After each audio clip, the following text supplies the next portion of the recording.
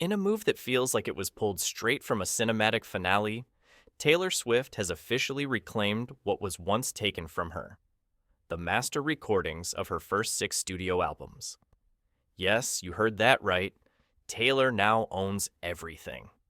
After a years-long saga filled with betrayal, billion-dollar deals, and the most epic act of musical revenge we've seen in decades, Swift is now, finally, the undisputed queen of her own kingdom.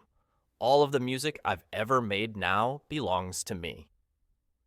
Taylor Swift. In a heartfelt and jaw-dropping letter shared with fans, Swift confirmed that she has bought back the master recordings of the albums that built her empire: Taylor Swift, Fearless, Speak Now, Red, 1989, and Reputation. This is the first time in her career that she has had full ownership of her entire discography, songs that defined a generation and made her one of the most powerful forces in music.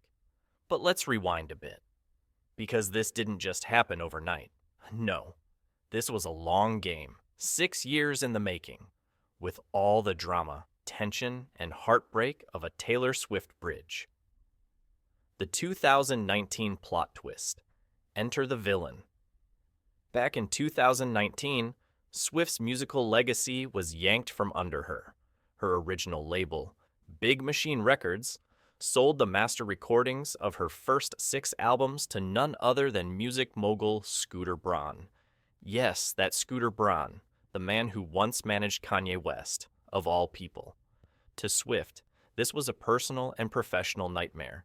She called it her worst-case scenario. Why? Because she said she was never given the chance to buy her music outright. Instead, she was offered a deal that felt more like a trap: earn back 1 album for every new album she gave Big Machine. It was a bitter pill to swallow, especially when she knew those records were hers in every sense. Except legally. Braun's ownership didn't last long, though. Just a year later, he sold the masters to private equity giant Shamrock Capital for a reported $300 million. But Taylor wasn't done fighting. The Taylor's version era: revenge through art. Unable to access the masters herself, Swift did something no one saw coming. She weaponized her own creativity. With the legal right to re-record her old material as the songwriter, she launched one of the boldest artistic campaigns in music history: Taylor's version. This was more than just nostalgia. This was a strategic, emotional, and deeply personal response. By re-recording her albums, she effectively devalued the originals. Who needs the old version when fans can stream the one that has Taylor's stamp of ownership? Between 2021 and 2023, Swift rolled out new versions of Fearless Red, Speak Now, and 1989. Each album came packed with from the vault tracks, unreleased songs from her past that only added to the hype. The re-recordings dominated the charts. In the UK alone, 1989 pulled in 184,000 first-week streams and sales, double what the original did back in 2014. And now she owns the originals. Today, Swift confirmed she bought the masters, the visuals, the videos, the album art, the photos, and the unreleased tracks.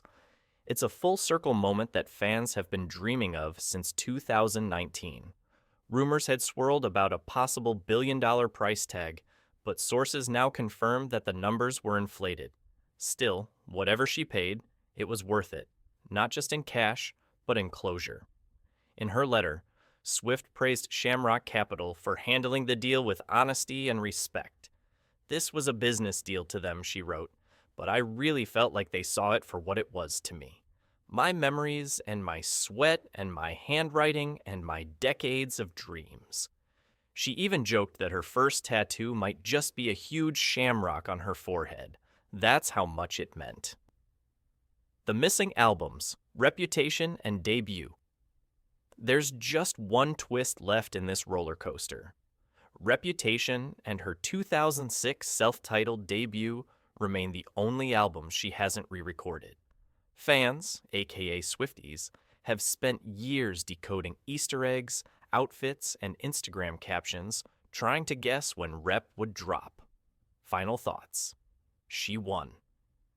Taylor Swift didn't just win back her music, she won back her story.